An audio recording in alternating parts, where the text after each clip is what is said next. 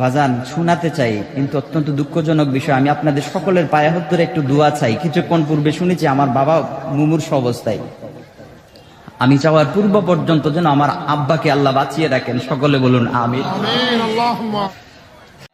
আমাকে বলা হয়েছে মুমিনের বৈশিষ্ট্য সম্পর্কে আপনাদের সম্মুখে আলোচনা করার জন্য। দেশে অসংখ্য অগণিত রঙ্গিলা সুরেলা বক্তা থাকা সত্ত্বেও আমাদের হেদায়েত হচ্ছে না, অসংখ্য অগণিত পীর মাশায়েখ থাকা সত্ত্বেও আমাদের আত্মশুদ্ধি হচ্ছে না কেন, সেই বিষয়টা আমি আপনাদেরকে বোঝাতে চাই। আজকে সুন্দর সুন্দর সুরে আপনারা কিন্তু অনেক ওয়াজ শুনবেন, অনেক গান, অনেক সঙ্গীত, অনেক গজল শুনবেন। আমি পূর্বেই বলেছি, আওয়াজ যদি কেউ শুনতে চান আমার এখানে থাকার কোনো প্রয়োজন নাই, আর যদি ওয়াজ শুনতে চান মনোযোগ সহকারে আমার এখানে থাকতে হবে। বোঝাতে পারলাম? বন্ধুরা আমার, আমি পবিত্র কোরআন শরীফের সূরা আনফাল থেকে আপনাদের সম্মুখে একটা আয়াতে কারিমা তিলাওয়াত করেছি। এই আয়াতে কারিমার মধ্যে আমার মহান আল্লাহ রাব্বুল আলামিন মুমিনের 5টা বৈশিষ্ট্য বর্ণনা করেছেন। যদিও আমরা পবিত্র কোরআন শরীফ পড়ি, কোরআন শরীফ থেকে কি কি তত্ত্ব উপাত্ত আছে সেগুলো আমরা সংগ্রহ করি না, ঠিক না বেঠিক? যদি সেই তত্ত্ব উপাত্তগুলো সংগ্রহ করে আমাদের জীবনের সাথে মিলিয়ে নিতাম, আজকে আমাদের আত্মশুদ্ধিও হতো, আমাদের ঈমানও বৃদ্ধি পেত, আমাদের হেদায়েতও হতো, সমাজ থেকে সকল প্রকার কুসংস্কার দূরীভূত হতো।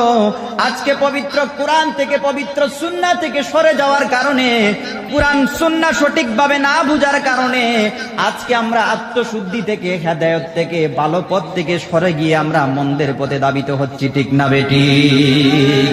বন্ধুরা, বাবারা, ভাইয়েরা আমার, সেই জন্য আমি আমার ব্যক্তিগতভাবে আমার জীবনের মিশন নিয়েছি। আমি যেখানেই যাই আমি ওই সমস্ত ব্যাপারে ওয়াজ করব, কথা বলবো। যদি কেউ নাও শুনে, যে কয়জন শুনে এরাই যদি হেদায়েত প্রাপ্ত হয়, আমার ওয়াজ যথেষ্ট। আমি মনে করি আমার ওয়াজ আল্লাহর দরবারে কবুল, ঠিক না বেঠিক? বন্ধুরা আমার, সেই জন্য সূরা আনফাল থেকে পবিত্র কোরআন শরীফ হাতে নিয়ে আমি একখানা আয়াতে কারিমা তিলাওয়াত করেছি।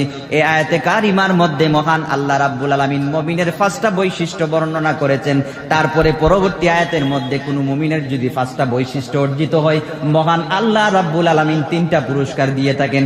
এই 3টা পুরস্কার যখন কোন ব্যক্তি পেয়ে যান, তখন ওই ব্যক্তির মর্যাদা হযরত আব্দুল কাদের জিলানী রাহমাতুল্লাহ আলাইহি, খাজা মঈনুদ্দিন চিশতি রাহমাতুল্লাহ আলাইহি, হযরত শাহজালাল ইয়ামুনী রাহমাতুল্লাহ আলাইহির পর্যায়ে চলে যায়। হযরত খাজা মঈনুদ্দিন চিশতি রাহমাতুল্লাহ আলাইহির এক ডাকে যেমনি ভাবে ওই হিন্দের 90 লক্ষ মানুষ উনার পিছু নিয়েছিল, আপনার আমার মধ্যে যদি ওই মুমিনের 5টা বৈশিষ্ট্য অর্জিত হয়, আপনার পিছনেও হাজার হাজার লক্ষ লক্ষ মানুষ আসতে বাধ্য, ঠিক না বেটি? শুনতে চান? ইনশাআল্লাহ বাজান শোনাতে চাই, কিন্তু অত্যন্ত দুঃখজনক বিষয়, আমি আপনাদের সকলের পায়ে হাত ধরে একটু দোয়া চাই। কিছুক্ষণ পূর্বে শুনেছি আমার বাবা মুমূর্ষ অবস্থায়, আমি চাওয়ার পূর্ব পর্যন্ত যেন আমার আব্বাকে আল্লাহ বাঁচিয়ে রাখেন। সকলে বলুন আমিন। যাই হোক বাবারা, ভাইয়েরা আমার, তো আমি আপনাদের সম্মুখে মুমিনের 5টি বৈশিষ্ট্য তুলে ধরবো। তো এই আয়াতগুলো নাজিল হওয়ার পূর্বের একটা প্রেক্ষাপট আছে। যদি আপনি পবিত্র কোরআনের আয়াত নাজিল হওয়ার প্রেক্ষাপট বা শানে নুজুল সম্পর্কে না জানেন, আপনি আয়াতের মর্মার্থ বুঝতে পারবেন না। কেন নাজিল হলো? পবিত্র কোরআন শরীফ কি এমনি এমনি নাজিল হয়েছে?